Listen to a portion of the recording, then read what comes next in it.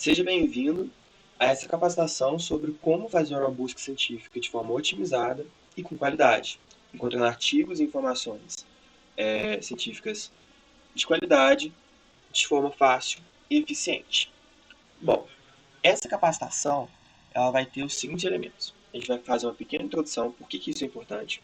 Depois a gente falar o que são e como utilizar as bases de dados, os descritores e palavras-chave, os operadores booleanos e também como fazer uma busca avançada para encontrar artigos que respondem à sua pergunta que você está tendo no momento da busca. Bom, primeiramente, por que é tão importante você saber fazer uma boa busca de artigos científicos, de periódicos científicos ou de informações específicas?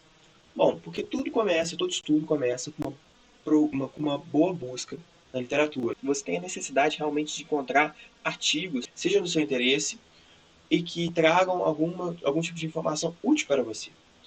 E quanto melhor você fazer isso, de quanto forma mais otimizada e eficiente você fizer isso, você vai realmente conseguir encontrar informações melhores e perder menos tempo fazendo esse tipo de busca. Além disso, alguns tipos de artigo, como revisões sistemáticas, meta-análises, revisões integrativas, demandam uma estratégia de busca muito bem estabelecida. Então, você tem a necessidade de ter aquilo lá, uma estratégia de busca, com descritores, com bases de dados específicas, muito bem desenhada para você conseguir publicar aquilo em algum lugar sem ter problemas. Além disso, você quer eliminar muita sujeira ao procurar algum assunto científico, algum tema. Porque, com certeza, quando você procura alguma coisa, você vai encontrar muitos artigos. Então, se você colocar lá depressão no PubMed, você vai encontrar 20 mil artigos. Mas não é aqueles 20 mil artigos que estão dentro do seu tema. Ele pode ser um pouco mais específico. Então, se você souber fazer uma boa busca científica, você acaba não tendo a necessidade de olhar tanto artigo, tanta sujeira também, porque muitas vezes esses artigos são de baixa qualidade, e você pode fazer isso de forma mais eficiente e achando tudo que é essencial. Bom, a comunidade científica ela organizou maneiras de melhorar a busca de informações científicas de maneira mais eficiente. Vamos conhecer algumas delas. A primeira de todas é a busca em bases de dados. Além disso, a gente tem o uso de descritores e palavras-chave, o uso de operadores booleanos, finalizando isso tudo, a busca avançada. A gente vai passar por cada um deles. Então, segue comigo. Primeiramente, bases de dados. Bases de dados são locais específicos onde você tem segurança de encontrar um tipo de informação. Então, se você quer encontrar informações sobre geologia, você não vai encontrar esse tipo de informação no PubMed, que é uma base de dados biomédica. Então, centralizar essas informações faz com que a sua busca seja já mais eficiente. Então, existem diversas bases de dados por aí, e a gente vai ver de várias delas, não só na questão da saúde, que eu quero mostrar também um pouco para vocês, algumas bases de dados que estão além da saúde. Além disso, as bases de dados ela tem uma corredoria que cuida da qualidade dessas informações. Então, não é tudo que entra dentro dessas bases de dados. Algumas bases de dados têm a indexação mais, de certa forma, mais difícil de você indexar um artigo do que em outras. Então, por exemplo, a Cochrane, que é uma base de dados que procura guardar revisões e, e artigos de clinical trial, ela tem uma corredoria que pede muito mais, para os autores dos artigos e para as revistas que publicam naquela base de dados do que o PubMed, por exemplo. Então, isso faz com que as informações possam ser de maior qualidade. Mas, enfim, vamos conhecer algumas bases de dados. São muitas, tá? Olha, aqui a gente vê que na área biomédica a gente tem uma infinidade de bases de dados super úteis para você utilizar. Cada uma delas é específica. Por exemplo, a Embase é uma base de dados que não tem dados médicos, tem dados farmacêuticos e dados biomédicos. A Lilacs é uma base de dados que tem dados relacionados à área pan-americana. Então, não vai achar coisas sobre os Estados Unidos lá. A UpToDate é uma base de dados voltada para médicos e para clínicos que querem conhecer informações mais atualizadas e também condutas específicas para cada tipo de ação no seu dia a dia. Além disso, a gente tem bases de dados da área de ciências humanas, da área de exatas e também multidisciplinares. E eu trouxe até para vocês também algumas bases de dados clandestinas, né? A Sci-Hub e a LibGen. A Sci-Hub é uma base de dados de artigos, então ela guarda artigos em PDF. E a LibGen é uma base de dados de livros, artigos em geral, tem bastante coisa. E elas fazem um pouco parte do movimento de Open Science, que é um movimento de ciência aberta, né? Traduzindo literalmente, onde os fundadores eles acreditam que a ciência tem que estar disseminada por tudo quanto é canto. E realmente eu particularmente eu boto muita fé nisso e eu acredito muito nisso também. Então trouxe para vocês. Bom, mas quais são as principais bases de dados? A gente acha as principais bases de dados sendo o NCBI. O NCBI é o National Center for Biotechnology Information, que é uma base de dados que contém outras bases de dados. Eu vou mostrar para vocês já já. Além disso, a gente tem a Scopus, que é a maior base de dados de periódicos peer review que existe no mundo. A Lilacs e a Cielo são bases de dados relacionadas com dados locais, né, com periódicos locais. No caso da América do Sul, América Central e Brasil. E a gente tem também, como outro muito importante, a Cochrane, que tem dados de qualidade sobre revisões e estudos clínicos. Então eu vou passar aqui para vocês, mais ou menos, só para mostrar para vocês como que funciona algumas dessas bases de dados. Aqui a gente tem a NCBI. A NCBI, ela aqui, se você clicar aqui, você vai ver muitas bases de dados que faz parte da NCBI. E aqui também você pode ver até as bases de dados mais populares. Sendo a mais popular de todas, o PubMed. Se você procura qualquer coisa na base de dados do NCBI, você não vai encontrar um resultado em uma base de dados só. Você vai conseguir encontrar os resultados em tudo quanto é canto, né? Então, por exemplo, se você quer saber dados sobre a Escherichia coli, você vai encontrar artigos ao clicar aqui no PubMed. Você vai encontrar o genoma dela ao clicar aqui, sequências de nucleotídeos dela ao clicar na base de dados nucleotide. Você pode encontrar também todas as proteínas que ela possui ao clicar na base de dados de proteína. Você pode encontrar os clinical trials que estão relacionados a ela aqui na base de dados clinicaltrials.gov, onde ficam todos os clinical trials relacionados aos Estados Unidos e também de outras nações centralizados, né, nessa plataforma. Então, essa base de dados ela é muito específica porque ela é muito grande. Então você consegue encontrar tudo quanto é coisa. E, além disso, a gente tem outras bases de dados importantes. Aqui eu vou trazer para vocês a Scopus. Eu já estava até procurando aqui sobre a E. coli. A Scopus é uma base de dados também super interessante porque ela não possui somente dados relacionados à saúde, ela possui dados relacionados a tudo quanto é tipo de área. Então, se você quiser alguma coisa sobre agricultura, você consegue encontrar na Scopus. A gente tem a Lilacs, que faz parte da BVS, então é uma base de dados de saúde relacionadas à literatura latino-americana. E você tem a Cielo, que não é uma base de dados relacionada à saúde, mas você pode, da mesma forma que a Scopus, selecionar a área que você quer dentro dela. E por fim, a gente tem a Cochrane. A Cochrane, normalmente, ela é uma base de dados muito relacionada a revisões sistemáticas, meta-análises, revisões em geral e estudos clínicos. E você espera ter um pouco mais você pode botar um pouco mais de fé na qualidade desses estudos. Mas beleza, agora, já que eu já apresentei essas bases de dados, vamos seguir e falar um pouco sobre os descritores de saúde.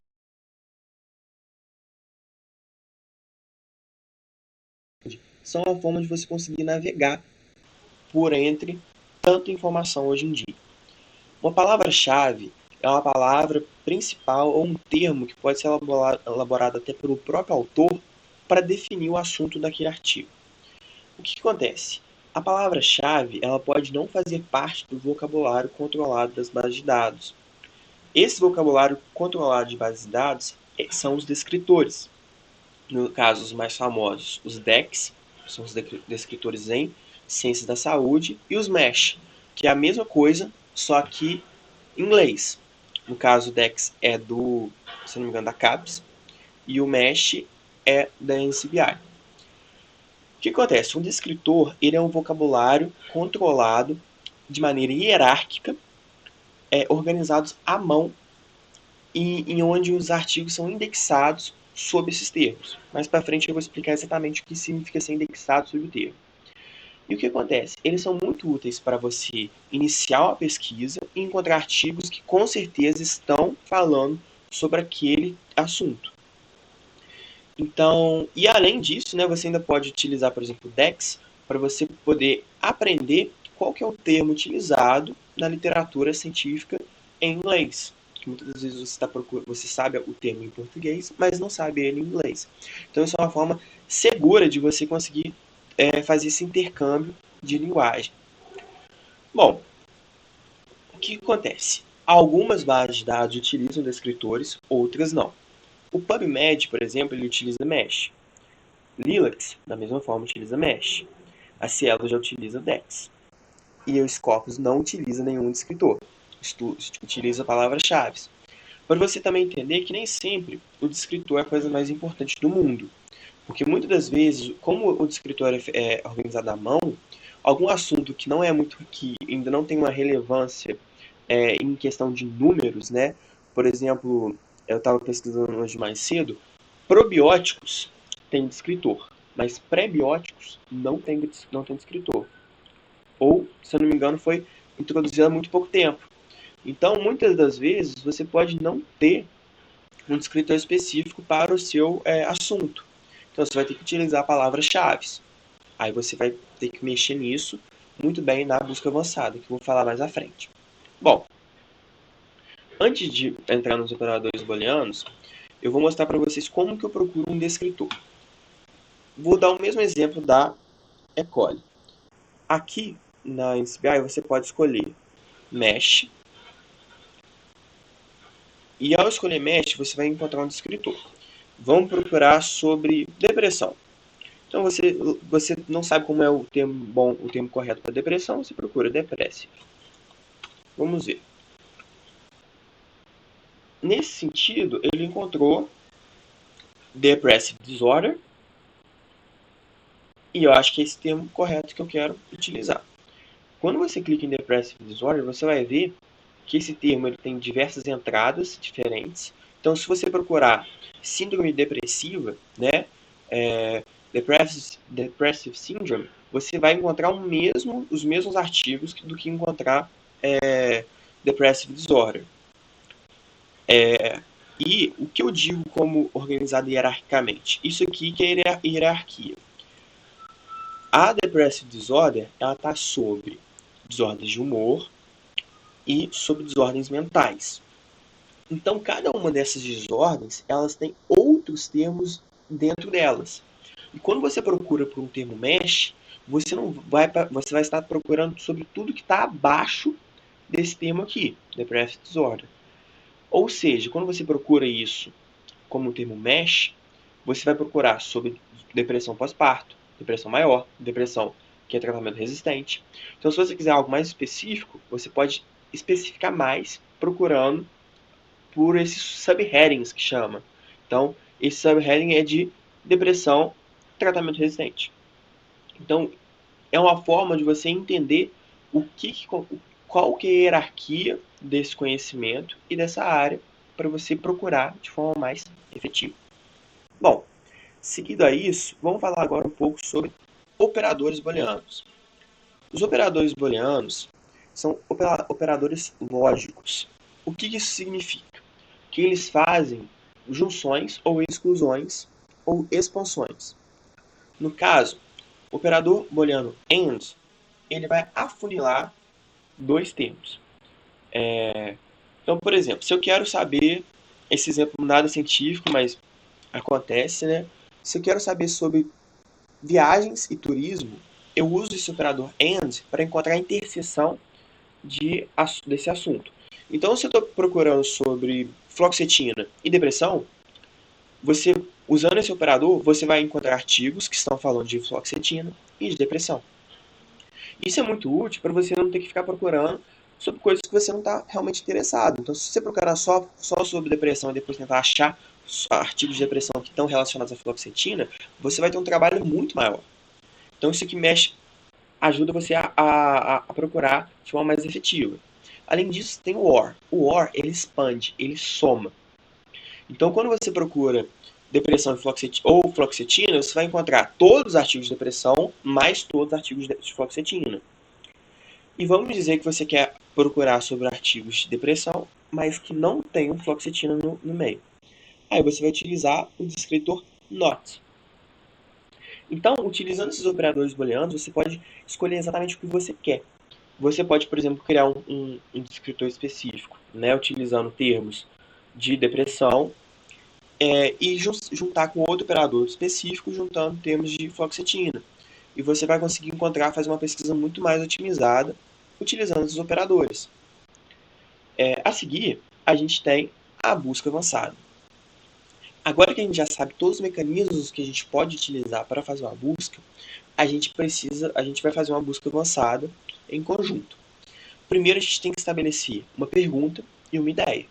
Então, vamos dizer que eu tenho interesse em fazer um ensaio clínico sobre o uso de probióticos no tratamento da depressão. Logo, eu vou querer ver alguns artigos para entender o que já foi feito. Então, a gente, primeiro, né, como sempre, a gente tem que criar uma pergunta.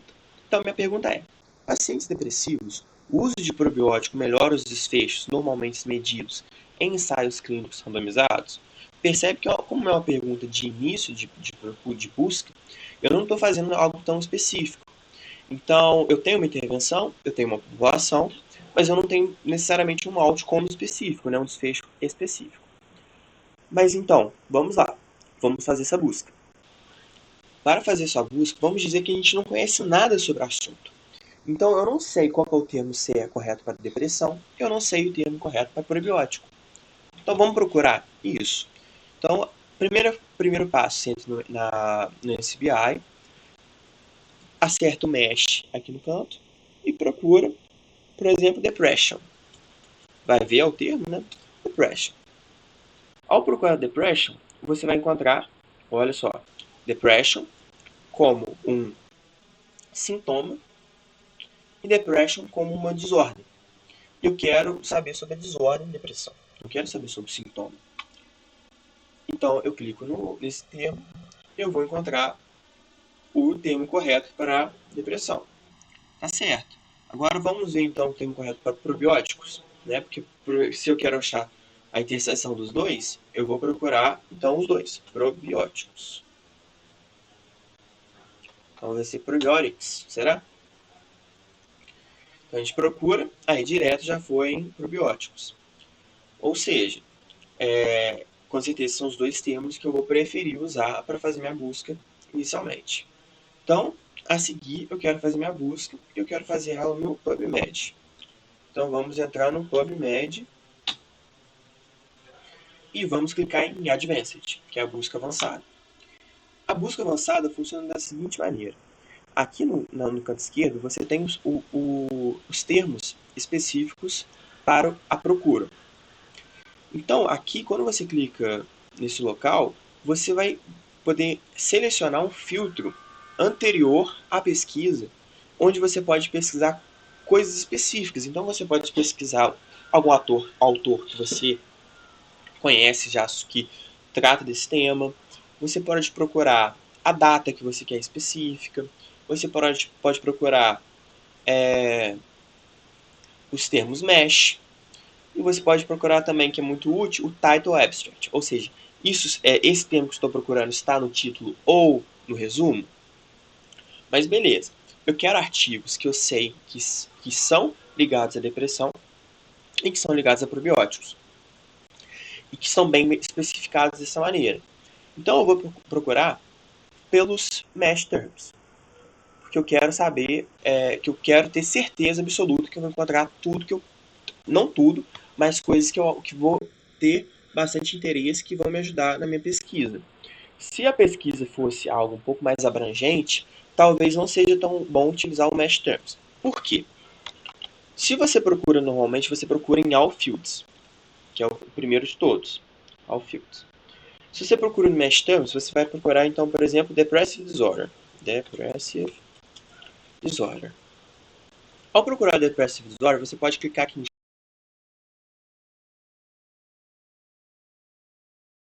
Então, utilizando o Mesh Terms, você tem essa quantia bastante grande de artigos, 114 mil. Com certeza, sozinho eu não iria conseguir encontrar artigos ligados a probióticos. Se você colocar All Fields, você provavelmente vai achar mais artigos, porque ele vai procurar de tudo quanto é maneira possível. Vai utilizar um algoritmo específico do PubMed para procurar isso aí. Mas eu não quero All Fields, eu quero Mesh Terms. Aqui você adiciona e você vai ter agora os operadores booleanos para você utilizar. And, not e or. Nesse sentido, eu quero utilizar um and, porque eu quero artigos que tenham depressão e probiótico. Então, agora, probiotics. Se eu clicar aqui, eu posso ver também o index, quantos artigos que tem sobre probiótico, e pode ser até sobre probióticos e efeitos diversos. Você pode ter os subheadings de forma infinita. Pode ser cada um de forma diferente. Eu vou adicionar. Agora, então, eu estou procurando probióticos e depressão. Aqui você pode clicar aqui em Add Stories, History, que você vai ver o resultado. Encontrei 38 artigos. Mas, cara, talvez eu acho que probiótico é um termo muito novo, que não vai ter tanto artigo indexado com o Mesh. Então, eu não quero só os artigos que estão ligados a probiótico e o Mesh. Eu quero artigos também que você tem probiótico ou no título ou no abstract. Aí você pode clicar aqui e você vai ver qual foi o tipo de procura que ele fez. Eu copio aqui e eu vou lançar novamente. Dessa vez, eu vou lançar primeiro o Depressive Disorder e depois eu quero lançar probiótico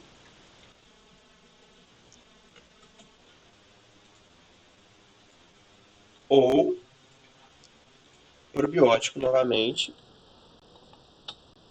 só que ao invés de estar em Mesh, eu quero em Title e Abstract. Ao fazer isso, você vai ver que ele fez uma junção aqui dos termos.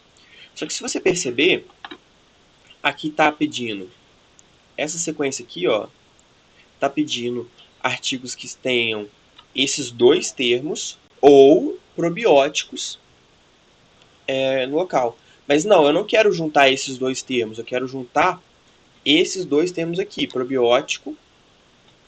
Aí eu posso tirar uma coisa. E probióticos em título abstract. Então eu estou procurando isso aqui e isso aqui.